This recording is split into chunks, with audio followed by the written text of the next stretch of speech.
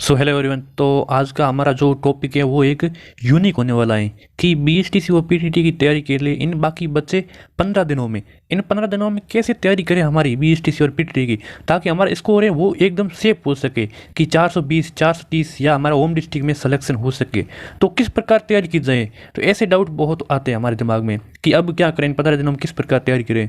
तो 15 दिनों में कौन सी रणनीति अपनाएं और हमारा कॉलेज में सिलेक्शन हो जाए, या फिर 350 मार्क्स आते हैं हमारे इस समय और हमें चाहता है कि हम 400 प्लस करना चाहें, यानी कि 420 स्कोर करना चाहते हैं। तो इन सारे सवालों के जवाब मैं इस वीडियो में देने वाला हूं और आपको थोड़ा सा सब्र करना होगा। और मैं ये जो ट्रिक्स एंड टिप्स बता रहा हूँ ये उनके लिए बेहद ही फायदेमंद होंगे जिनके मार्क्स अभी 300 से 400 के बीच में आते हैं और वे अपना स्कोर कभी 350 कभी 360 इतने कर पाते हैं। उनके उनके लिए बहुत ही ज़्यादा फायदेमंद होगा और वो अगर इन बातों को फॉलो करेंगे तो उनका स्कोर है वो 400 या 400 प्लस आराम से, 420 प्लस आराम से कर पाएंगे यदि इन टिप्स और इन बातों को अपनाएंगे। तो अगर आप अपने पहले से ही कोई रणनीति बना चुके हैं कि हम अपनी रणनीति से चल रहे हैं, उस प्लान से चल रहे हैं, तो आप अपनी रणनीति रख सकते हो। लेकिन एक बार रणनीति इसको जरूर लीजिए क्योंकि बहुत इंपॉर्टेंट है और ये रणनीति जो अपनाएगा उनकी तो हो जाएगी बल्ले बल्ले, क्योंकि बहुत ही अच्छे 3 से 4 टिप्स ऐसे देने वाला हूँ जो इस एग्ज़ाम में श्योर हो जाएंगे, जो इस एग्ज़ाम में काम आने वाले हैं। अब देखते हैं रणनीति शुरू करते हैं क्या है। देखिए, अब देखिए पॉइंट नंबर 1, देखिए सुनिए आराम से सुनना। यदि आप राजस्थान जीके या राजस्थान कौन रीजनिंग या हिंदी या इंग्लिश या फिर सेक्शन अभिरुचि, इनमें से डेली आप 1 या 2 सब्जेक्ट यानी कि पर डे आप 1 या 2 सब्जेक्ट पढ़ रहे हैं तो आपका ले लीजिए आपका सिलेक्शन नहीं होने वाला है। अब आप सोच रहे हैं क्यों, अब मैं इसका कारण बता दूं। क्योंकि देखिए अकेला चना कभी पहाड़ नहीं फोड़ सकता और इनके लिए क्या करना होगा, तो इनको आप आज और अभी और आज से ही प्रतिदिन जितने भी सब्जेक्ट है 3 4 से 5 सब्जेक्ट है उनको प्रतिदिन पढ़ना ही होगा, प्रतिदिन पढ़ना होगा, तभी आपका जाके सिलेक्शन हो जाएगा। क्योंकि अब सिर्फ 15 दिन ही बचे। अब 15 दिनों में आप सोचेंगे कि मैं सिर्फ राजस्थान जीके पढ़ूंगा या फिर सेक्शन अभिरुचि पढ़ूंगा या फिर रीजनिंग पढ़ूंगा, हिंदी इंग्लिश नहीं पढ़ूंगा, तो आपका सिलेक्शन कैसे होने वाला है। तो इसके लिए आपको तो सभी के सभी सब्जेक्ट पढ़ने ही होंगे। तो अगर आप देखिए कि एक सब्जेक्ट को 1 घंटा देते हैं, चाहे वो हिंदी हो, इंग्लिश हो या फिर रीजनिंग हो, अगर तो 1 घंटा देते हैं तो हिंदी इंग्लिश और रीजनिंग में तो सिर्फ 14 से 15 टॉपिक ही है। तो आप 1 घंटा देते हो तो आपका इन 15 दिनों में हिंदी इंग्लिश और रीजनिंग कवर हो जाती है, कंप्लीट हो जाती है।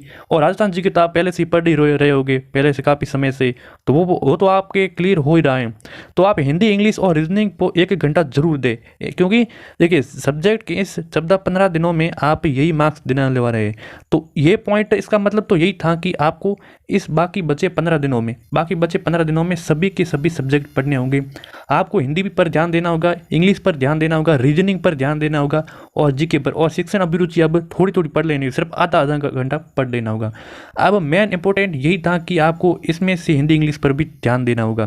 तो यानी कि यही था पॉइंट। अब पॉइंट नंबर दूसरा क्या है। दूसरा पॉइंट नंबर काफ़ी फायदेमंद होने वाला, और जो पॉइंट को 2 को फॉलो करेगा ना ज़्यादा, तो उनकी मार्क्स में बहुत ज़्यादा बढ़ोतरी होगी और खुद की कमियां महसूस होगी। तो पॉइंट नंबर 2 है क्या, तो इसमें है कि देखिए इन 15 दिनों में डेली आपको मॉक टेस्ट लगाना होगा।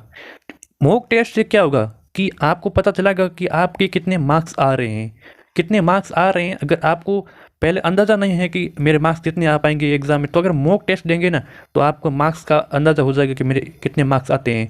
तो अब आपको ये भी पता चल जाएगा कि मेरा कौन सा सब्जेक्ट है वो वीक है, कौन सा सब्जेक्ट वीक है ताकि उसमें सुधार किया जाए, कौन सा टॉपिक वीक है ताकि उसमें सुधार किया जाए। तो ये बड़ा फ़ायदेमंद होता लगता है। मॉक टेस्ट देने के बाद में आपको जो सब्जेक्ट और उन टॉपिक की जो भी कमियां हैं वो आपको नज़र आ जाती हैं कि किस में कमियां हैं। तो आपको उस सब्जेक्ट और टॉपिक पर ज़्यादा ध्यान देना होगा इन बचे 15 दिनों में। तो अब ये है कि मॉक टेस्ट लगाए कहाँ से, तो आप मॉक टेस्ट यूट्यूब से भी लगा सकते हो। अगर यूट्यूब से न लगाकर सीधे क्वेश्चन आंसर का जो जवाब दे सकते हैं वो एक वेबसाइट है जिनका नाम क्या है मैं बताता हूँ। देखिए आप गूगल पर सर्च करना RN स्टडी मसाला, इस प्रकार से कुछ वेबसाइट है, इन पर आपको सर्च करना, या मैं लिंक इसका जो डिस्क्रिप्शन में दे दूंगा, वहाँ से आप जाके सर्च कर लेना। और वहाँ पे आपको हिंदी इंग्लिश, रीजनिंग, शिक्षण अभिरुचि और जीके के सभी के टेस्ट अवेलेबल है, जाके टेस्ट लगा सकते हो। और हिंदी राजस्थान जीके आपको कवर करना है तो मेरी प्लेलिस्ट बनी हुई इस यूट्यूब चैनल पर, तो वहाँ से आप राजस्थान जीके लगा सकते हो और एग्जाम तक पूरा का पूरा राजस्थान जीके कवर हो जाएगा यहाँ पर। तो मॉक टेस्ट यहीं से लगा सकते हो और राजस्थान जीके हमारे यूट्यूब चैनल से आप पढ़ सकते हो। काफ़ी अच्छे अच्छे क्वेश्चन मैं लाता रहता हूँ। तो ये पॉइंट नंबर दूसरा था, आप इनको जरूर फॉलो करना, मॉक टेस्ट जरूर लगाना, आपका बहुत फ़ायदा होने वाला है। अब बताता हूँ मैं आपको पॉइंट नंबर तीसरा। पॉइंट नंबर तीसरा है कि हिंदी और इंग्लिश रिलेटिव है, यानी कि इन दो सब्जेक्ट की वजह से स्टूडेंट के जो सिलेक्शन नहीं हो पाते हैं, मेन कारण यही है हिंदी और इंग्लिश, इन दो सब्जेक्ट की वजह से स्टूडेंट के सिलेक्शन नहीं हो पाते हैं। अब देखिए इनका कारण क्या है। देखिए स्टूडेंट क्या सोचते हैं कि हिंदी और इंग्लिश इनको थोड़ा हार्ड सोचते हैं, इसकी वजह से ये पढ़ नहीं पाते हैं कि हिंदी इंग्लिश का क्या करेंगे, राजस्थान जी के पढ़ लेंगे और शिक्षण अभिरुचि और रीजनिंग इनको पढ़ के मार्क्स ले आएंगे। लेकिन ऐसा नहीं होता है, क्योंकि सिलेक्शन लेने के लिए आपको हिंदी भी पढ़ना होगा, इंग्लिश भी पढ़ना ही होगा। तो हिंदी तो कुछ स्टूडेंट होते हैं पढ़ पाते हैं, लेकिन इंग्लिश बहुत ही कम पढ़ते हैं, जिनकी वजह से उसके मार्क्स में बढ़ोतरी नहीं होती है। और जो विद्यार्थी हिंदी सेक्शन में 90 प्लस, हिंदी में 90 प्लस कर लेता है, उनका सिलेक्शन होम डिस्ट्रिक्ट में होने से कोई नहीं रोक सकता है। क्योंकि बीएसटीसी और पीटीटी में थोड़ा हार्ड सब्जेक्ट है, तो वो है क्या, इंग्लिश है। इंग्लिश ही एक ऐसा है थोड़ा सा हार्ड में आता है, तो आपको इंग्लिश और हिंदी पर ज़्यादा ध्यान देना होगा इन बाकी बचे 15 दिनों में। तो ये मेन पॉइंट 3 नंबर था। अब बढ़ते हैं पॉइंट नंबर है 4, वो भी ज़रूर सुनना ध्यान से। पॉइंट नंबर 4 है कि रेगुलरिटी और टाइम टेबल। रेगुलरिटी रखना बहुत ही ज़्यादा ज़रूरी है इन बाकी 15 दिनों में, और इन 15 दिनों में आपको टाइम टेबल भी आपका बनाना होगा ज़रूरी। देखिए इसके क्या फ़ायदे होते हैं। देखिए दोस्तों, regularity is the key of success. अगर आप रेगुलर से पढ़ोगे तो आप बीएसटीसी हो या कोई भी एग्ज़ाम क्लियर कर लोगे। जरूर नहीं आप बीएसटीसी, आप किसी भी एग्ज़ाम में तैयारी करते हैं उनकी रेगुलरिटी रखना बहुत ज़रूरी है। आप फिलहाल बात करते हैं बीएसटीसी और पीटीटी की, तो इन 15 दिनों में रेगुलर ज़रूर पढ़ाई करें।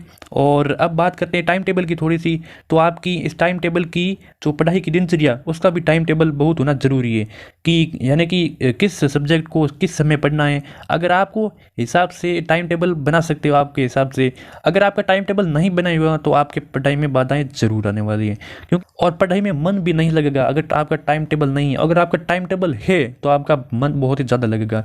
इसीलिए रेगुलरिटी और टाइम टेबल बनाए रखना बेहद ही ज़रूरी है। और ये कुछ 4 टिप्स थे मैंने आपको दिए, जो इन टिप्स को फॉलो करेगा, इन पॉइंट को फॉलो करेगा, उनकी तो सिलेक्शन होने से कोई नहीं रोक सकता, उसका 100% सिलेक्शन है। क्योंकि 15 दिन यही है अब मौका जो बीएसटीसी और पीटीटी को पार करने लें। और अब इसके बारे में आपकी इस रणनीति के बारे में आपका क्या विचार है? आपका जो विचार है वो कमेंट बॉक्स में ज़रूर बताएं। अगर इन बात को फॉलो करेंगे बातों को, तो आपके नक्की 350 आपके मार्क्स आ रहे हैं, तो पक्का या आप 420 या 400 प्लस आप पक्का ही कर पाएंगे। तो इन बातों को ज़रूर फॉलो करें। मेरी मानो तो डेली की पढ़ाई करें, डेली का प्रत्येक सब्जेक्ट को 1-1 घंटा जरूर दें, चाहे कोई भी सब्जेक्ट क्यों ना हो। तो अब आपकी कमेंट में आपकी राय देना है कि आपका जो तैयारी है वो किस प्रकार चल रही है, किस रणनीति चल रही है। ये रणनीति मैंने दी है, कैसी लगी, पसंद आई तो ज़रूर लाइक भी करना और कमेंट करके ज़रूर बताना। मिलते हैं नेक्स्ट वीडियो में।